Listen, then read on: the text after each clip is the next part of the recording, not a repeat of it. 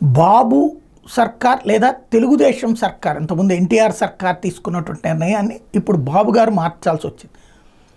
ఇద్దరు పిల్లలు ఇంటికి వెలుగు అన్నటువంటిది నాటి విధానం. అధిక సంతానం కారణంగా రాష్ట్రం నాశనం అయిపోతుంది అన్నటువంటిది ఎన్టీ రామారావు గారి టైంలో భావించి ఒక విధానాన్ని తీసుకొచ్చారు. ఏంటంటే ఇద్దరికంటే ఎక్కువ మంది పిల్లల కంటే అనర్హత వేటు, అంటే వాళ్ళు స్థానిక ఎన్నికల్లో పోటీ చేయడానికి అనర్హులు అని. ఎంపీ ఎమ్మెల్యేలకు సంబంధించి రాష్ట్ర ప్రభుత్వం చేతిలో ఉండదు. దీనికైతే ఇది స్థానిక సంస్థలు అయితే రాష్ట్ర ప్రభుత్వం చేతిలో ఉంటుంది. కాబట్టి దాని మీద కోర్టులకు వెళ్ళినా కూడా కోర్టులు కూడా దాన్ని సమర్థించినటువంటి పరిస్థితి.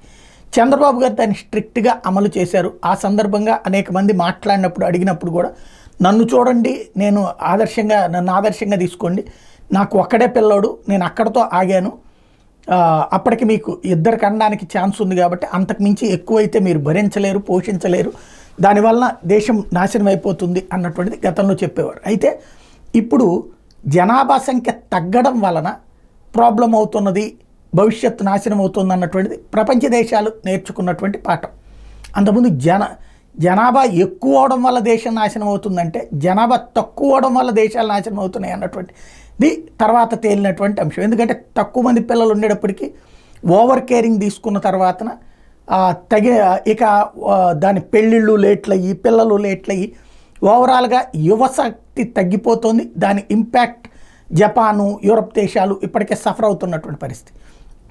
ఆ నేపథ్యంలో చంద్రబాబు గారు ఎన్నికలకు ముందు పలు దఫాలు ఉపన్యాసం ఇచ్చారు. అధిక సంతానాన్ని కనండి, నేనే ఒకప్పుడు వద్దని చెప్పాను, ఇప్పుడు నేనే కనమని చెప్తున్నాను. అదే ఇప్పుడు క్యాబినెట్లో తీర్మానం చేశారు. గతంలో ఏదైతే ఇద్దరికంటే ఎక్కువ మంది ఉంటే స్థానిక సంస్థల అనర్హులు అన్నటువంటి చట్టాన్ని రద్దు చేస్తూ నిర్ణయం తీసుకున్నారు.